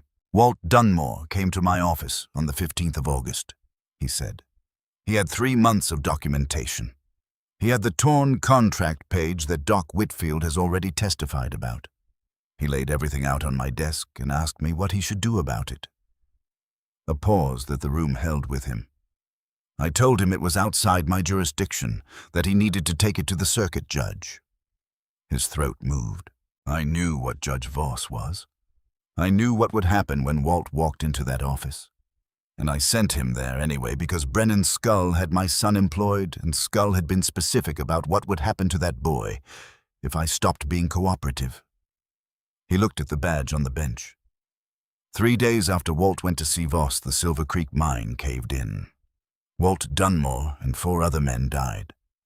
I put my badge back on and went to work the next morning and told myself I'd had no choice. He stopped. "I had a choice," he said. "I made the wrong one. I have been making it for 16 months, and I am done making it." He looked at Pemberton. "My son, Chet Greer, presented himself voluntarily to Marshal Harrison 2 nights ago and provided a complete account of his activities in Skull's employment, including specific orders given regarding the properties on the acquisition list and the methods used to enforce compliance." He straightened, not with pride, with the specific posture of someone doing what they should have done a long time ago and accepting that it comes without the benefit of having done it sooner. "I am prepared to testify to everything I know." Harrison had told Rafe 2 days before that Greer had ridden to Helena the night after Millhaven not to run, but to find his son. Chet had come back with him the following morning. Whatever else Ordell Greer was, he had done that right. Carver was on his feet. Your Honor, this witness has not been sworn, has not been listed. The defense has had no opportunity to— Sit down, Mr. Carver. Pemberton's voice had not risen once in 4 days. It did not rise now. I believe I have said that. Carver sat. Pemberton looked at Greer, then at the jury, then at Voss. It was a long look, the kind that a judge with 40 years on the bench knows how to give when he wants to communicate something that isn't in the record, but that everyone in the room needs to understand. Voss received it, and in receiving it, his carefully maintained expression did what expressions under genuine sustained pressure always eventually do. It showed what was underneath, just for a moment, just long enough for the jury to see it. A man who had done serious harm and had believed right up until that moment that the architecture he had built around that harm was solid, understanding that it wasn't. The jury deliberated for 5 hours. Rafe spent those hours in the room where Tobias and Wren were being kept by a deputy's wife, who had taken one look at the 2 children and decided that what they required was soup warmth and conversation about something other than courts and evidence and dead fathers. When he looked in at the 2-hour mark, Tobias was asleep on a cot, with real color in his face, not the hectic flush of fever or the gray of exhaustion, but the quiet color of a child resting. Wren was reading a book the deputy's wife had located somewhere. She looked up when he came in. Is it done? Not yet. Soon. She studied him with the assessing attention she'd inherited from her mother and developed through her own specific education in what the world was made of. Are you worried? He thought about the honest answer. A little. She accepted this with a small nod. My father used to say that worry was just love with nowhere to go yet. Rafe looked at her for a moment. He sounds like he was a good man. He was the best man I knew. Said with the simple, uncomplicated certainty of a child who doesn't yet feel the need to qualify love with reservations. Until recently. She went back to her book. He thought about what she'd said about Walt having been the best man she knew until recently, and what the recently referred to, and he went back into the hallway and stood there for a moment with that particular thing sitting in him. Then he went back to waiting. When the jury returned, the room was full. Not just the parties to the case, but people from the town who had heard what the trial concerned and come to see whether justice was something that actually happened or something that people talked about the way they talked about other things that were supposed to exist but rarely showed up when you needed them. The benches were crowded, and the walls had people standing against them. Pemberton settled the room. The foreman stood. Aldous Voss. Guilty on all counts. Conspiracy fraud accessory to murder in the 1st degree. Brennan Skull. Guilty on all counts, conspiracy fraud murder in the 1st degree. The room released something that had been held under pressure for a long time. Not cheering exactly. Something more complicated, the specific sound of a community that has been arranged around a source of fear and is now processing the removal of that arrangement and discovering it doesn't yet know what shape to take without it. Sarah was beside Rafe. He hadn't observed her arrival, but she was there, her arm against his, looking at the front of the room where Voss and Skull were being separated from their attorneys. She said nothing. She didn't need to. Pemberton's voice cut through the residual noise. Federal prison. No provision for territorial parole. All land seizures executed under Judge Voss's authority as land commissioner are hereby declared void. All 15 properties named in the acquisition documents are restored to their legal owners of record. The court is adjourned. Outside, the December morning was cold and bright, the sun doing nothing for the temperature, but doing what it could with the light. The snow on the street reflected it in a way that made everything look cleaner than the preceding weeks had left it. Doc Whitfield found Rafe on the steps, shook his hand, held it for a moment without saying anything. Then, Walt would have wanted to see this, He's the reason there was anything to see, Rafe said. 3 months of careful documentation, that's what built the case. You brought it here. Someone had to carry it. He heard it then. Not a sound. An absence, the specific held-breath quality of the instant before something happens, the gap between states that a man with enough experience learns to recognize, because that recognition is the difference between what comes next and what doesn't. He turned. Calhoun was on the roof of the building across the street. He had come back. Not because he had somewhere to go or any realistic plan remaining to him, but because men like Calhoun, men who have never experienced the specific loss that strips everything away and leaves you with only what you actually are, respond to that experience by doing something final and irreversible in the direction of the people they hold responsible for the stripping. He had a rifle. He was not looking at Rafe. He was looking at Sarah. What happened next existed outside of ordinary time, not slow the way people describe it afterward, but crystalline. Each element distinct and simultaneous, the way things are when the stakes have compressed everything extraneous out of existence. Calhoun's finger moving, Rafe's body already moving before his mind had completed the processing, the old reflex trained into him over years of work in situations where the reflex had to be faster than the thought operating from the place below decision. He hit Sarah with his left shoulder, driving her sideways and down his body between her and the roofline. The first bullet hit him in the left shoulder. The impact spun him. He went to one knee on the icy steps and caught himself with his right hand, and the pain arrived in the next instant, enormous, specific, the kind that burns away everything that isn't the immediate moment. The second bullet caught him in the right side. The ribs. The cracking sensation of bone under sudden force, different from the shoulder, more structural, more informative about the interior. Then, Harrison's voice from somewhere left of him, authoritative and immediate. "Shooter, North Roof deputies now." 2 shots, a third, a pause. Then the sound of something large and definitive from the rooftop across the street. The sound of something ending. Rafe was on both knees. The cold of the steps was coming through his trousers, and the cold was useful in some way he couldn't fully articulate, grounding him in the physical present, keeping the available information clear. He was aware of Sarah beside him, her hands on his face first, then pressing on his shoulder with both palms, the pressure hard and deliberate. "Don't." Her voice was close. "Rafe, don't close your eyes." "I'm not closing them." "You're listing." "I know. You took 2 bullets." "I'm aware." He looked at her. Her face was very close, and her eyes were doing the thing they did when she was managing fear through practical focus, channeling everything into what needed doing right now. "Sarah, don't talk." "Calhoun, Harrison's men. He's down." She pressed harder. "Don't talk." Doc Whitfield arrived at a speed that was impressive for his age and build. He dropped to his knees with his bag already open, his hands moving in the assessment pattern of someone who has been doing triage for 4 decades and has gotten very efficient at it. "Shoulder and ribs," Rafe said. "I can see that." "Stop talking." His hands moved across the wounds with rapid, deliberate purpose. "Shoulders through and through, clean exit. Ribs are the concern. Need to get you inside and determine what the second bullet did on its way through." He made a specific gesture to 2 men who had appeared. "Carefully, and don't let him try to walk." "I can walk," Rafe said. "You cannot." Doc said it as a fact equivalent in his estimation to any other fact about the physical world. "Don't embarrass yourself in front of the children." They carried him inside. The surgery took 90 minutes. Doc found the second bullet lodged against the inner face of the third rib on the right side.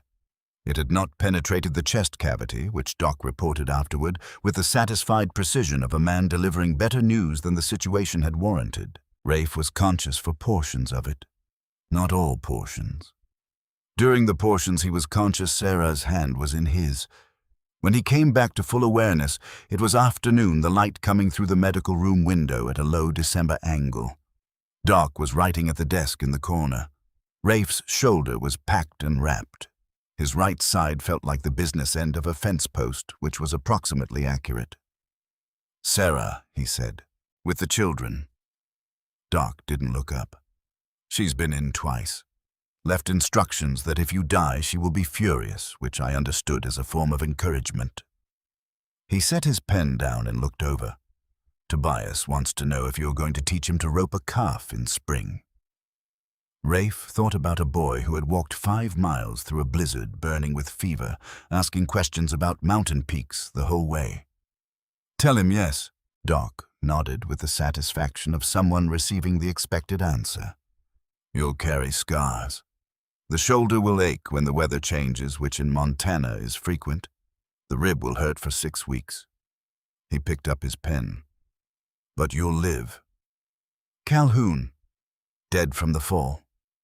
Doc said it cleanly without elaboration. It was quick. Rafe looked at the ceiling. He thought about the moment on the steps, the half-second before the reflex took over, the pure moment of perception before the body moved, and what had been present in that half-second.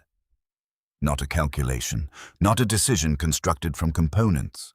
Just the simple, unmediated, below-language fact that Sarah was in the line of fire and he was not, and the distance between them was crossable. Some things, it turned out, you didn't resign from. When Sarah came in, the children came with her.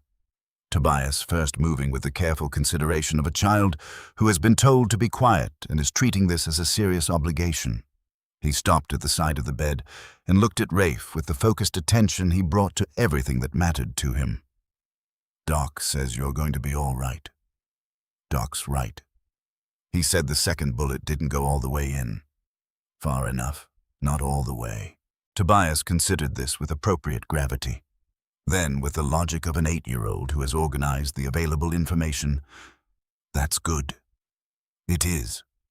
Wren stood behind her brother with her arms crossed and the expression of someone working very hard at composure and not quite getting all the way there. She had her mother's eyes. She had her mother's specific form of courage, the kind that refuses to be sentimental about itself. "You jumped in front of a bullet," she said, more or less. "That was—" She stopped, reconstructed. "Thank you." Sarah sat in the chair beside the bed and waited until Doc had found a reason to step out and the children had settled on the cot in the corner with the books the deputy's wife had accumulated. Then she looked at him with the direct, undeflected attention that was characteristic of her, the look that assumed you could handle being seen honestly. "You could have died," she said. "Could have. He was aiming at me. I know." She was quiet for a moment, the considered quiet of someone deciding how to say something precisely rather than approximately. "Since Walt died," she said, "I've been so focused on keeping the children alive, keeping the land, keeping everything from collapsing that I stopped thinking about anything beyond the immediate problem. Whatever was in front of me, whatever needed handling. That's how you survive." "Yes." She looked at her hands, then at him. "But surviving and living are different things." I'd forgotten they were different. Rafe looked at her.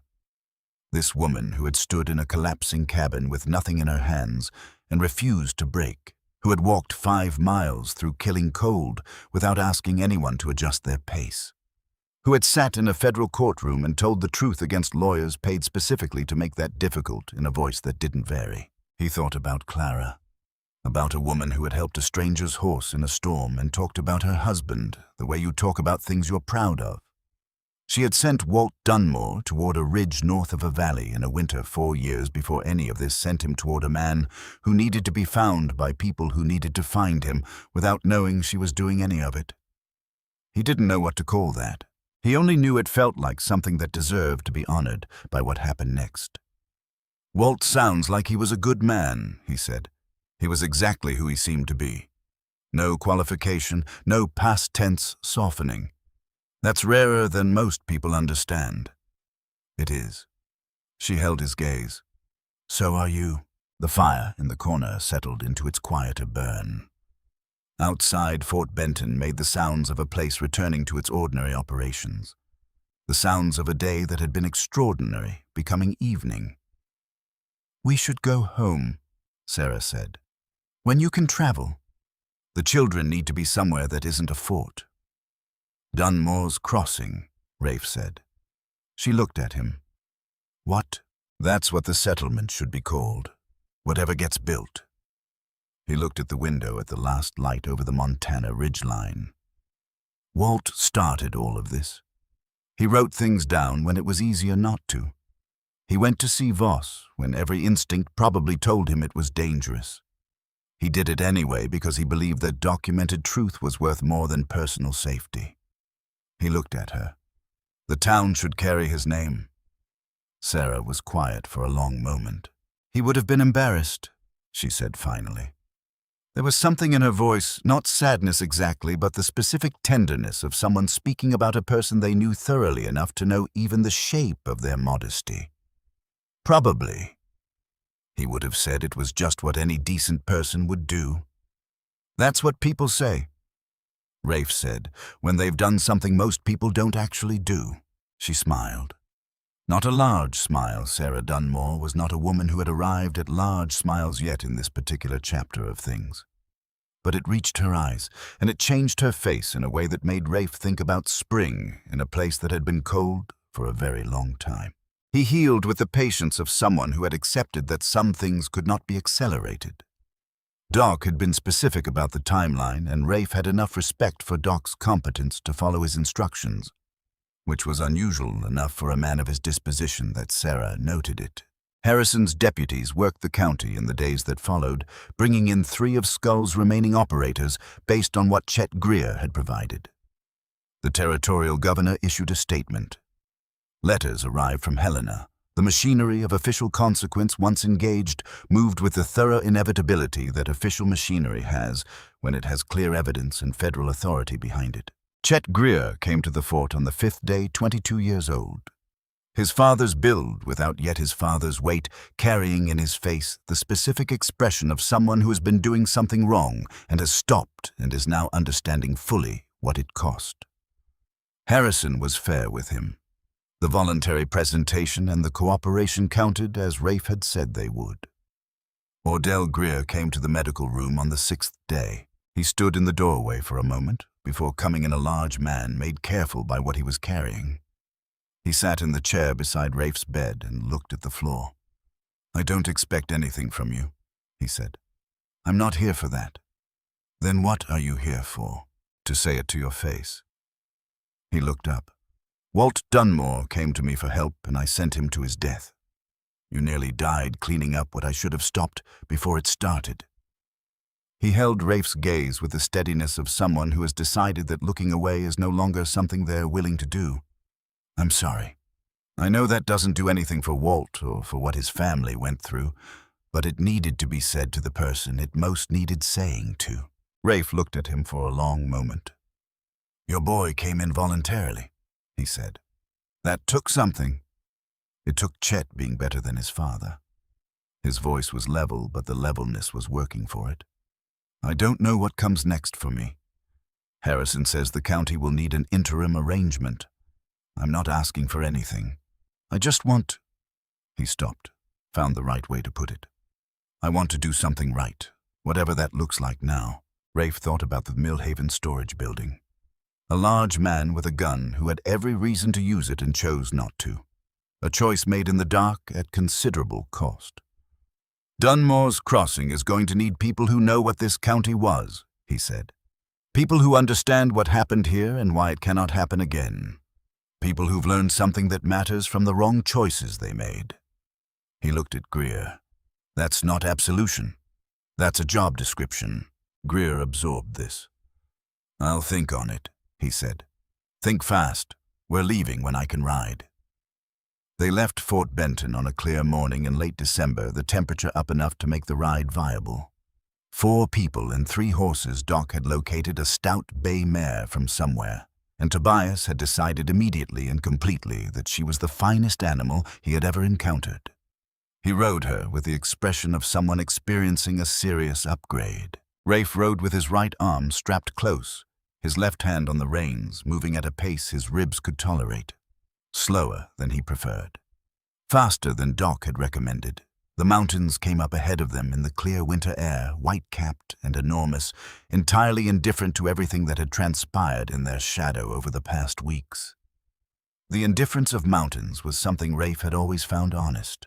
Tobias rode the bay mare with an expression of total absorption and visible joy, asking questions about the country they were moving through, what the peaks were called, what lived up there in winter, how deep the snow got above a certain elevation.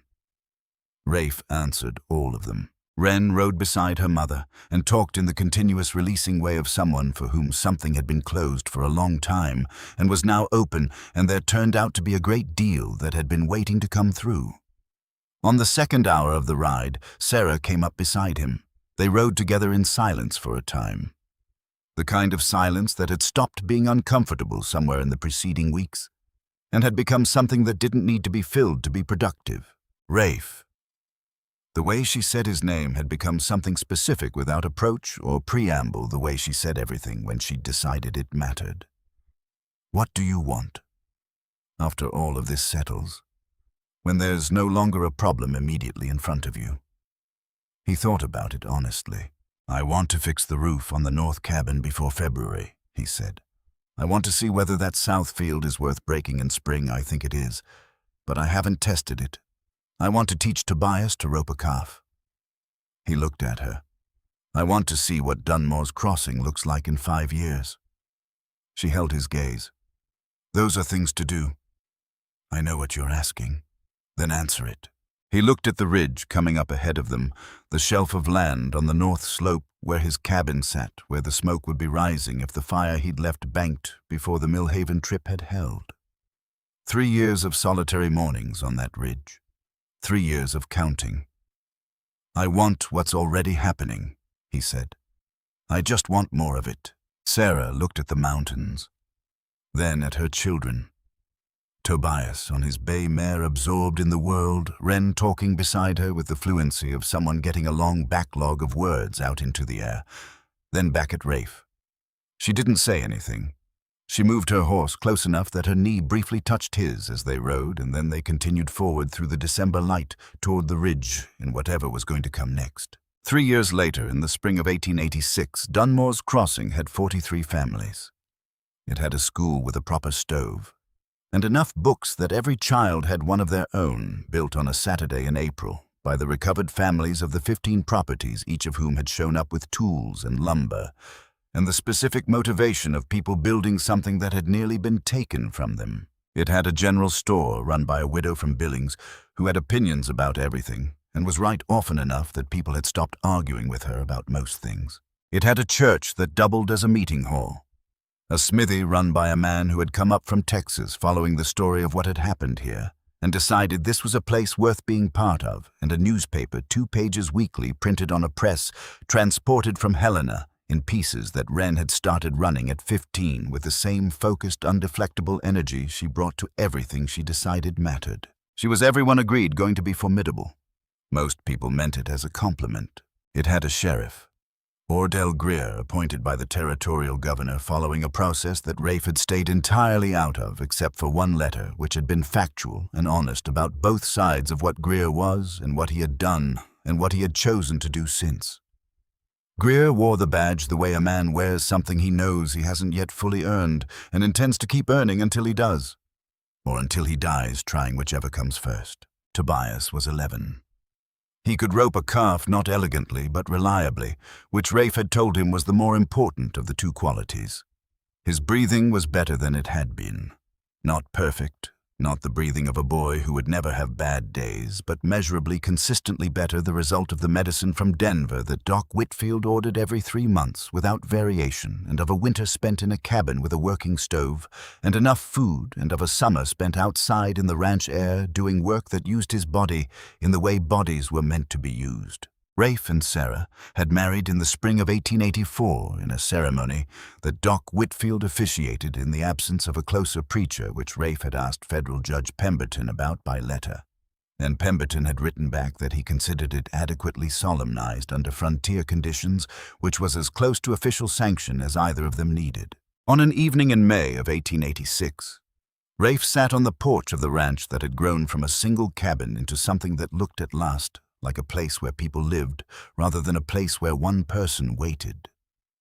The south field had been worth breaking more than worth it 3 growing seasons in. The north cabin had been repaired, extended again. The barn was solid and properly drained and had a hayloft that Tobias had claimed for reading on rainy afternoons. Sarah came out with 2 cups of coffee and sat beside him. Below in the valley, the lights of Dunmore's Crossing were coming on. In the early dusk, the school, the store, the church, the houses spread along a road that hadn't existed 3 years ago. Wren was down there working on next week's newspaper, which would include an article about the territorial legislature's new Homestead Protection Act, which he had been following closely and had opinions about. Tobias was in the barn, talking to the horses in the earnest, one-sided way he had developed on the theory that animals understood considerably more than they demonstrated. "Walt would have loved this," Sarah said. "Yes." She was quiet for a moment, looking at the lights below with an expression that held several things at once, grief and satisfaction, and something that was not quite either, the specific emotion that belongs to building something good in the name of someone who isn't there to see it. "He used to talk about a town," she said, "late at night when the children were asleep and we had an hour that was just ours. A real town, somewhere with a school and a doctor who didn't have to travel 3 days to get there, and a place where people knew each other and helped each other." She looked at the lights. "He drew a map once, on the back of an old supply list, said he was just thinking out loud." "What did it look like?" "Mostly like this." She leaned into him slightly, the unconscious contact of two people for whom proximity has become its own language over time. He would have wanted the newspaper bigger, though. He believed in documentation. Wren believes in documentation. She does. She looked at him. She gets that from Walt. She gets it from you. Sarah considered arguing this and decided it wasn't worth the effort. They sat in the comfortable quiet of a spring evening, the kind of quiet that doesn't require anything from the people sitting in it. The mountain did what mountains do, remained patient and enormous, indifferent to the small dramas that had played out in its shadow and were still playing out, as they always would be. Rafe thought about a morning 3 years ago. An axe in a pine stump, a rifle coming off a wall. The moment that hadn't felt like a decision because it had moved too fast for decision to be the right word for it, just a man moving in the direction of a sound that had to be answered. He'd come to this ridge to be finished with things. He'd found instead that there was more to start. There was a sound at the gate below the porch. A horse and a rider, and the specific hesitation at the entrance of someone who has arrived somewhere and is not certain of their reception and is being honest about that uncertainty rather than pushing through it. Rafe looked down.